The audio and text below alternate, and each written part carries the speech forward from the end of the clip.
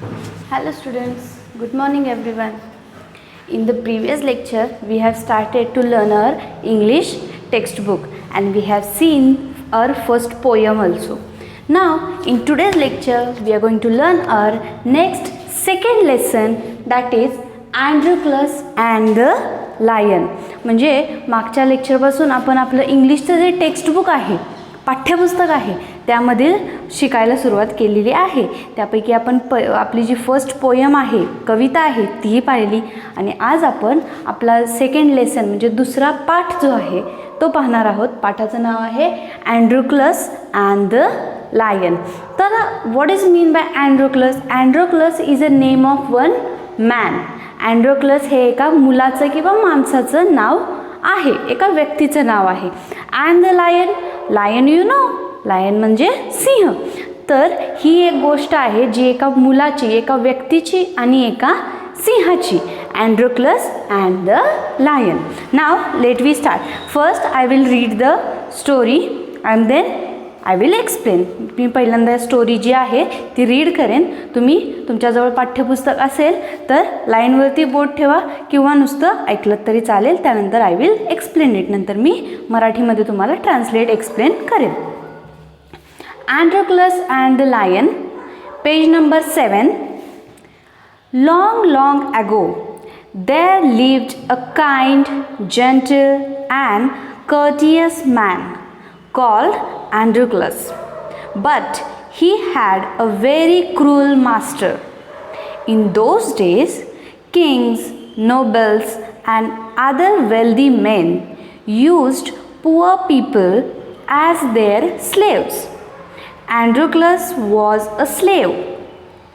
The slaves were forced to work for their master. They had to do what their masters told them. They had no freedom, no rights. Even when they were unhappy with their master, they could not leave him. They were bound by law to obey their master, however wicked he might be. Androclus did not like his heartless, wicked master. His master starved his slave and often whipped them. Androclus felt that even death was better than serving such a master. He kept looking out for a good opportunity. At the first chance he got, he escaped from the clutches of the cruel master. Now, although Androclus had thus run away, he was not coward. He took shelter in a forest. He was not afraid of the wild beasts that roamed the forest. He did not mind that he had no roof over his head. He was happy that he was free as a bird to go wherever he wished. One day, as he was wandering in the forest, he suddenly came face to face with the lion. His first reaction was turn and flee.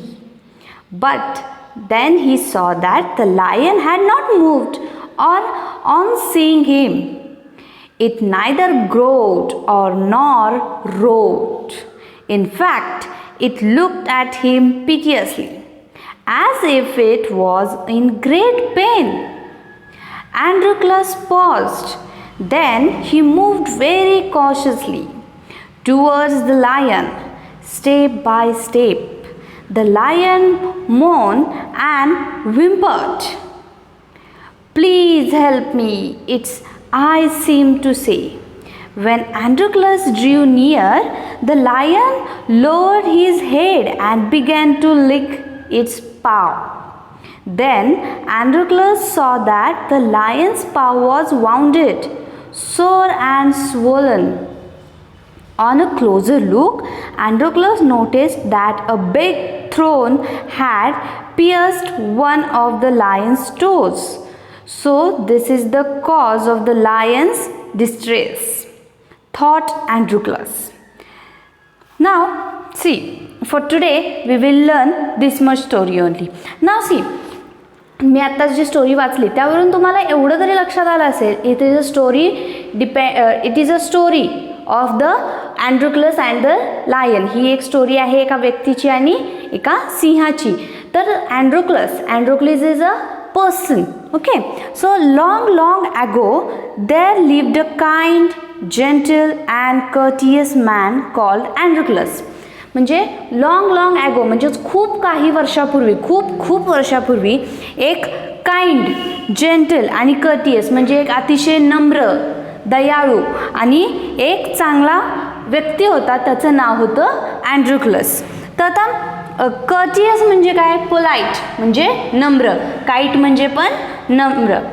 So kind, gentle and courteous म्हणजे एक नम्र, दयाळू आणि एक शांत असा व्यक्ती होता. त्याचं नाव होतं Androcles. But he had a very cruel master.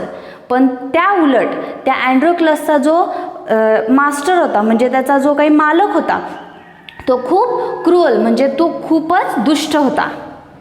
In those days, kings, nobles and other wealthy men used poor people as their slaves. त्या वर्षी किंवा त्या वेळेस, त्या काही वर्षांपूर्वी जे काही रिच पीपल होते म्हणजे काही मोठी माणसं असतील किंवा राजे महाराजे असतील, ते काय करायचे की आपल्यापेक्षा गरीब व्यक्तींना आपले गुलाम बनवून घ्यायचे. स्लेव्स म्हणजे गुलाम. अँड्रोक्लस वॉज अ स्लेव. अँड्रोक्लस सुद्धा एक गुलामच होता. The slaves were forced to work for their master. स्लेव्सचं काम काय असायचं? स्लेव्स म्हणजे गुलाम. तर गुलामांचं काम काय असायचं? आपल्या मास्टरचं म्हणजे मालकाचं सगळं काही काम करणे. They had to do what their masters told them. त्यांना जो काही आपला मालक सांगेल ते सर्व कामे त्यांना करावी लागत असत. They had to do what their masters told them. They had no freedom, no right, even when they were unhappy with their master. त्यांना सर्व काही आपल्या मालकाची कामं करायला लागायची. त्यांना फ्रीडम म्हणजे स्वातंत्र्य. त्यांना कसल्याही प्रकारचं स्वातंत्र्य नव्हतं, फ्रीडम नव्हतं. नो राईट म्हणजे अधिकार. त्यांना कसल्याही प्रकारचे अधिकार किंवा कसलेही स्वातंत्र्य नव्हतं. Even when they were unhappy with their master. ते भले त्यांच्या मालकाविषयी जरी ते दुःखी असतील किंवा त्या मालकाविषयी जरी अनहॅपी असतील, त्यांच्याबरोबर काम करण्याची इच्छा नसून सुद्धा त्यांना त्यांच्या मालकासाठी काम करावं लागत असे. Even when they were unhappy with their master they could not leave him. They were bounded by law to obey their master however wicked he might be. जसं की आत्ता सांगितलं की त्यांना त्यांच्या मालकाविषयी कितीही राग असेल किंवा त्यांच्या मालकाविषयी ते कितीही दुःखी असतील तरी त्यांना त्यांच्या मालकाविषयी काम करावंच लागत असे. का तर ते बाउंडेड बाय लॉ म्हणजे strictly force to follow the rule. म्हणजे ते त्या मालकाचे जे काही लॉ होते, रूल्स होते, त्या रूल्सनी, नियमांनी ते सगळे बांधले गेलेले होते. त्याच्यामुळं त्यांना त्यांच्या मालकाची कामे by any how they have to do. म्हणजे काही जरी परिस्थिती असेल तरी त्यांना त्यांच्या मालकाची कामे करावीच लागत असत. हाऊएव्हर विक्ड ही माइट बी. म्हणजे तो मालक किती जरी विचित्र असेल, विक्ट म्हणजे विक्षिप्त, तो कितीही मालक विक्षिप्त असेल, दुष्ट असेल तरी त्याची कामेही त्यांना करावीच लागत असत. Androcles did not like his heartless wicked master. अँड्रोक्लसला सुद्धा बिलकुल त्याचा जो काही मालक होता, जो होता हार्टलेस म्हणजे हृदयहीन पर्सन आपण ज्याला म्हणतो, की ज्याला भावना नसतात, अगदी दुष्ट, भावना नसलेला दुष्ट पर्सन होता तो अँड्रोक्लसचा मालक. विक्ड म्हणजे तो विक्षिप्तही होता.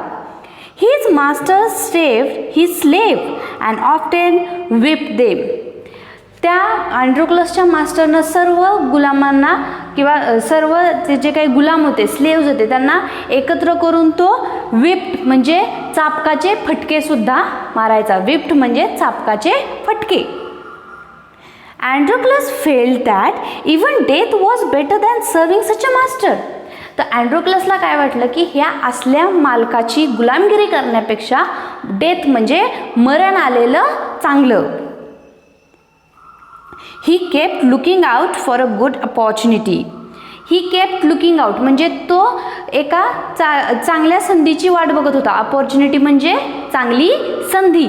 ही केप्ट आउट लुकिंग म्हणजे तो एका चांगल्या संधीची वाट बघत होता. He kept out looking for a good opportunity म्हणजे तो एका चांगल्या संधीची वाट बघत होता. तर कशासाठी? At the first chance he got, he escaped from the clutches of his cruel master. तो एका चांगल्या संधीची वाट बघत होता. तर कशासाठी? की जशी एखादी चांगली संधी मिळेल तो त्याच्या वाईट विक्षिप्त मालकाच्या तावडीतून पळून जाण्याची तो वाट बघत होता. क्लचेस म्हणजे काय? टाईट होल्ड, घट्ट पकड. म्हणजे त्याच्या मालकाची जे काही गुलामगिरीची घट्ट पकड होती त्या गुलामगिरीच्या घट्ट पकडीतून तो बाहेर पडण्याची वाट बघत होता. Now, although Androclus had thus run away, he was not coward.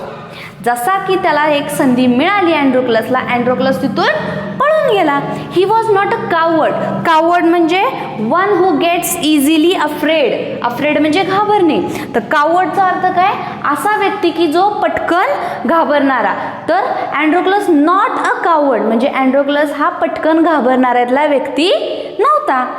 ही टूक शेल्टर इन अ फॉरेस्ट. त्यानं जंगलाचा आधार घेतला. त्यानं जंगलामध्ये आपल्याला राहण्यासाठी जागा शोधली. He was not afraid of the wild beasts that roam the forest. तो भित्रा नव्हताच आणि शिवाय तो जंगलामध्ये त्यानं आपल्याला जागा राहायसाठी शोधली होती. पण जंगलामधले जे काही वाईल्ड ॲनिमल्स असतात त्या वाईल्ड ॲनिमल्सही तो घाबरणाऱ्यातला नव्हता. तो वाईल्ड ॲनिमल्सला सुद्धा घाबरत नव्हता जे की जंगलात असेच भटकत असतात. रोमिंग म्हणजे भटकणे. He did not mind that he had no roof over his head. He did not mind म्हणजे त्यालाबद्दल वाईट नाही वाटलं की रूफ म्हणजे छप्पर. आपल्या डोक्यावर आत्ता सध्या छप्पर नाही आहे या गोष्टीचं अँड्रोक्लसला अजिबात सुद्धा वाईट वाटलं नाही. ही डिड नॉट माइंड म्हणजे त्याच्या मनाला त्याच्याबद्दल वाईट वाटलं नाही. का तर आपल्या डोक्यावरती काय आत्ता छप्पर नाही आहे. छप्पर नाही आहे म्हणजे राहायला चांगली जागा नाही आहे. He was happy that he was free as a bird to go wherever he wished. का नाही त्याला वाईट वाटलं? कारण तो हॅपी होता. कारण तो आता फ्री होता. म्हणजे तो एक मुक्त पक्षासारखा फ्री होता म्हणून त्याला वाईट नाही वाटलं.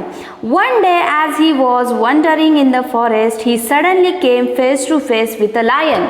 एक दिवशी तो जंगलामध्ये फिरत होता त्यावेळेस त्याला फेस टू फेस लाईन म्हणजे त्याच्या अगदी समोरासमोर एक सिंह येऊन उभा राहिला.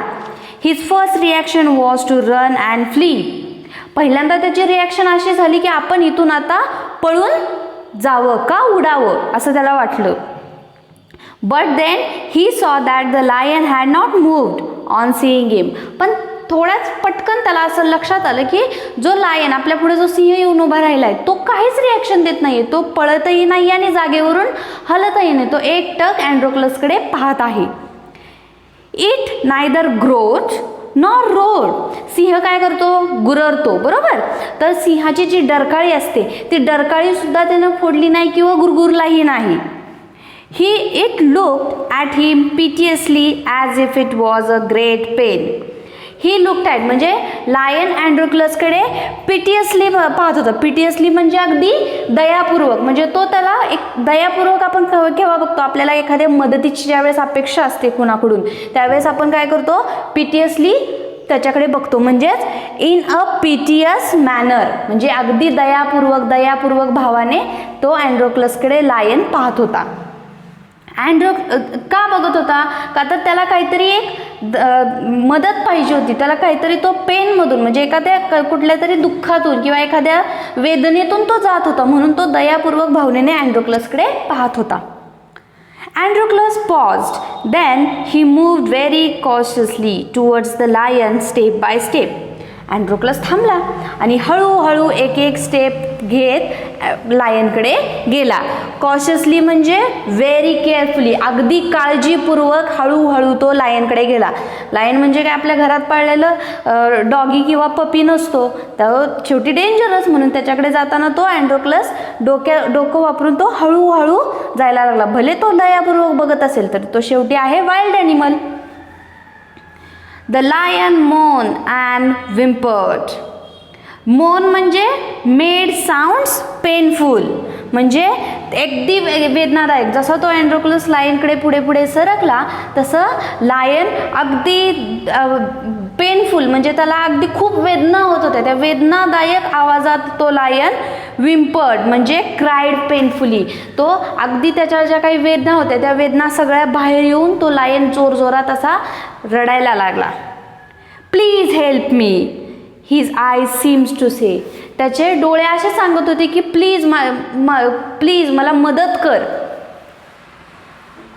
And when Androclus drew near, the lion lowered his head and began to lick its paw.